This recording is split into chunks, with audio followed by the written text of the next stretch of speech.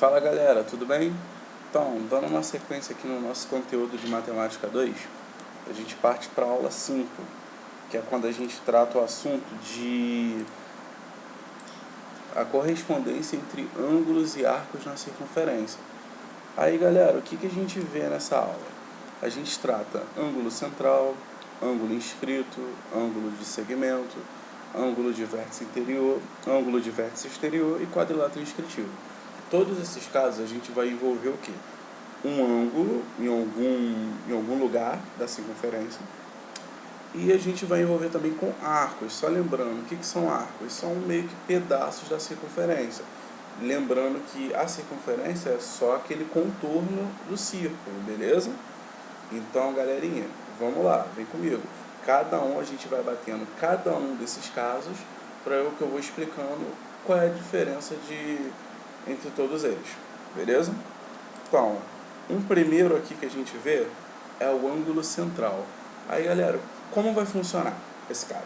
Se liga, você tem a circunferência, o centro da circunferência, já que aqui a gente tem um ângulo, olha para cá, central, beleza?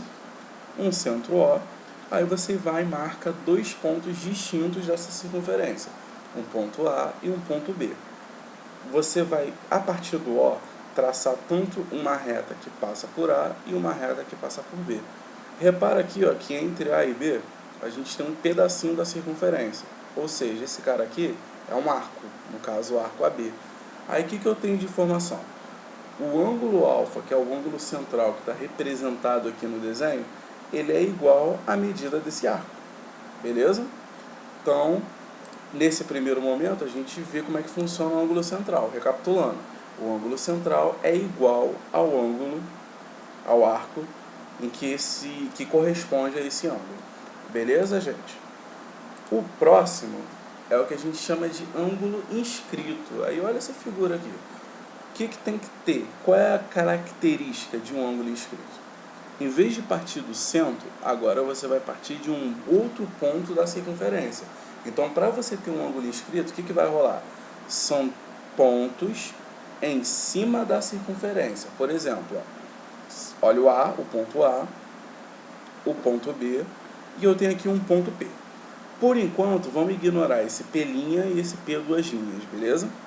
Repara o seguinte, se eu pego a partir do ponto P e eu faço uma reta que passa por A, e eu pego uma outra reta que passa por B, eu vou formar um ângulo beta, e esse ângulo beta ele será correspondente a um arco, que no caso aqui é o arco AB, certo?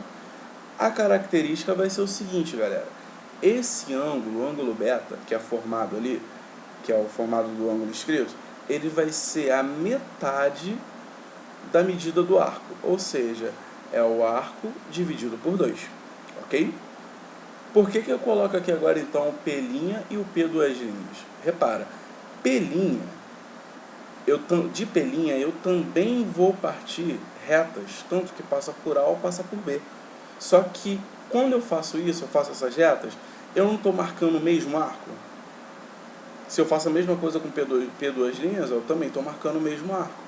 O que eu quero dizer? Se eu tenho diversos ângulos inscritos, distintos que parecem, porém eles pegam o mesmo arco, eu tenho que todos eles tenham a mesma medida, sempre, ok? Então, esse é o nosso ângulo inscrito, galera. Aí, para a gente dar uma sequência, o próximo é um ângulo de segmento. Esse ângulo é o seguinte: você só vai trabalhar com dois pontos na circunferência, o ponto A e o ponto B. Aí o que você faz? Você vai traçar uma reta que parte de A e passa por B, e você vai traçar uma outra reta que seja tangente à circunferência no ponto A. Aí o que isso aqui vai me ajudar? Que esse ângulo formado entre essas duas retas, ele é a metade da medida do arco. Ele tem uma fórmula até parecida com a do ângulo inscrito, beleza? Só que nesse caso aqui agora, eu só tenho dois pontos na circunferência. Show? Então, vamos seguindo. Próximo caso é o ângulo de vértice interior.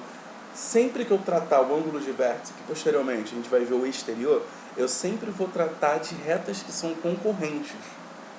certo? No caso aqui, ó, eu tenho uma reta que passa por A e passa por D, e eu tenho uma outra reta que passa por B e passa por C. Repara aqui, ó, que eles são concorrentes em um determinado ponto, que ali está o ângulo alfa, certo? Como é que vai funcionar? Esse ângulo alfa, aí galera, uma coisa que vocês têm que prestar atenção, esse cara também pode estar apontado para o outro lado, porque eles são o mesmo cara. Lembra daquele amiguinho oposto pelo vértice? Quando eu tenho duas retas se cruzando, os dois ângulos opostos são iguais. Aí nesse caso, como é que vai funcionar, galera, para você descobrir esse ângulo alfa? Vai ser a soma do arco AB, que é um dos arcos correspondentes a ele, com o arco CD, que também é outro arco correspondente a esse ângulo, só que ele está onde? Ele está no outro lado, ok? Então, se eu somo AB e somo CD e divido por 2, no caso fazendo uma média aritmética entre os dois, eu tenho o valor do meu ângulo alfa, ok? Repara que nesses casos é só você... O que você tem que ver aqui? As fórmulas e quais são as situações que acontecem. A coisa boa é o seguinte, todas essas situações elas são completamente distintas. Uma você tem um ângulo no centro, outra você tem um ângulo em cima da circunferência, o outro você tem um ângulo também em cima da circunferência, mas você puxando uma retinha para fora, que no caso ali é o ângulo de segmento, e nesse caso aqui você tem um ângulo que é que vem de duas retas concorrentes dentro da circunferência, por isso o nome interior, beleza? Então, já vimos como vai funcionar esse cara. Aí, como eu falei, ó, a gente parte agora para o ângulo de vértice exterior. Nesse caso, eu tenho duas concorrentes aonde? Fora, no lado externo, perdão, equívoco, na parte exterior da circunferência, na parte externa. Ou seja, você tem uma reta que passa por A e C e outra reta que passa por B e D. Repara que as duas têm um cruzamento aonde? No caso, o encontro, no ponto P. Aí esse ângulo aqui formado no ponto P, que é o alfa, ele vai ser a soma das medidas de AB com CD. Ou melhor, perdão, voltando galera, a subtração de AB por CD. No caso, você pega o maior arco, que é sempre o cara que vai estar do outro lado, o oposto, e subtrai pelo menor arco. Aí você divide por 2, ok? No ângulo de vértice interior, você soma. No de vértice exterior, você subtrai. Certo? E por último, ó, a gente vai ter aqui o caso do quadrilátero inscritível, ou seja, um quadrilátero que ele pode ser inscrito em uma circunferência. Ou seja, todos os vértices do quadrilátero têm que estar em cima da circunferência. Aí o que isso aqui vai garantir pra gente, galera? Que sempre a soma dos ângulos opostos é sempre 180 graus. Por exemplo, se eu pego o ângulo A e somo com o ângulo B, tem que dar 180. Uma explicação um pouquinho rápida disso. Ó. Pensa comigo, galera. O A e o B são ângulos inscritos, ok? Por quê? Porque eles estão em cima da circunferência. Se eu pensar neles isoladamente. O ângulo A, ele vai pegar esse o quê? Uma parte do arco que começa em C e termina em D, ou seja, a parte do arco CD que passa por B. Agora, se eu pego o ângulo B, que também é um ângulo inscrito, o arco que corresponde a ele vai ser a outra parte de CD. No caso do outro lado, o CD que passa por A. Só que se eu somo esses dois arcos, dá quanto, gente? 360. Se a soma dos dois arcos é 360, então a soma dos dois inscritos tem que dar o quê? A metade, já que a fórmula do ângulo inscrito é ângulo inscrito sendo a metade do arco. Então, se a soma dos dois arcos é 360, então a soma dos ângulos inscritos tem que dar 180. E isso reciprocamente para onde? Para o C e para o D. Beleza, gente? Então, ó, quanto a conteúdo, é só isso nesse capítulo. A gente mata aqui. Porém, o que a gente vai fazer nessa videoaula aqui? Vamos pegar e realizar um exercício. Ou tentar fazer esse exercício aqui com a gente. Ok? Então, o que eu selecionei? Um exercício da página 18, da atividades para sala. Peguei mais precisamente o número 2, que é um exercício que dá para a gente fazer ó, rápido, você sabendo quais são aqueles caras, quais são, no caso, os tipos de ângulos que devem ser usados. Aí vamos lá, galera, vamos ler essa questão.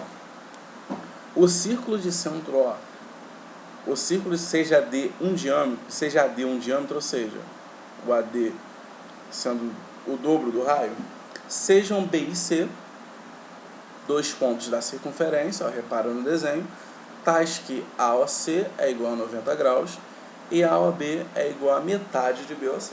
Então vamos lá, vamos começar. Se AOB é metade de BOC, então eu posso dizer que o ângulo BOC é o dobro de AOB. Ou seja, vamos botar assim, se eu chamar esse cara aqui de X, que no caso é o ângulo AOB, o BOC vai valer 2x. Olha que lindo. Se um é o dobro do outro e um vale x, então o outro tem que valer 2x. Beleza, gente? Então, o que vai rolar aqui na questão? Se eu junto o ângulo AOB com o ângulo BOC, lembra que eles são ângulos consecutivos, ou seja, dá para juntar os dois e formar apenas um ângulo.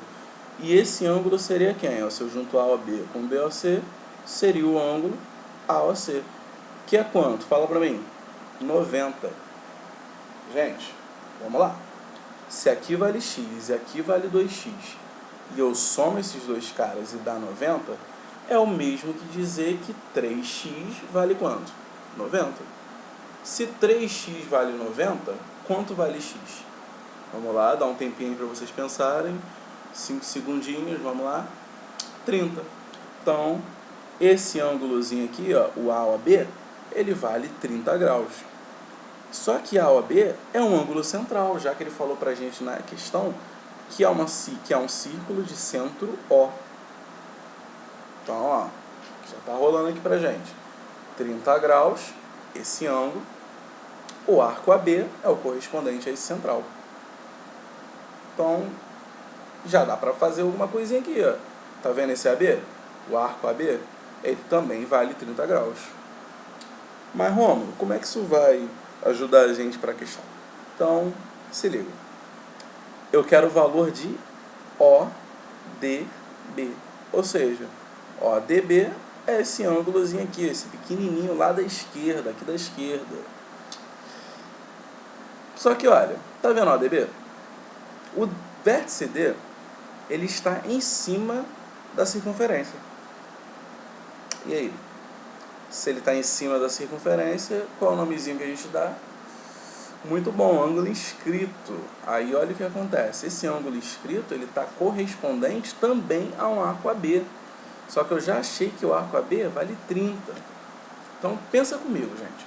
Se o ângulo inscrito é a metade do seu arco, e nesse caso o arco vale 30, o ângulo inscrito vai valer quanto? 15. Opa, já deu o gabarito. Então, ó, 15 matou a questão. Certo? Então, galera, por questões de problemas não está dando para escrever, para fazer as marcações, por um problema técnico mesmo do gravador e tal. Mas qualquer dúvida a gente vê lá na Discord terça-feira. Beleza, galera? Então, beijos, abraços e bons estudos para vocês.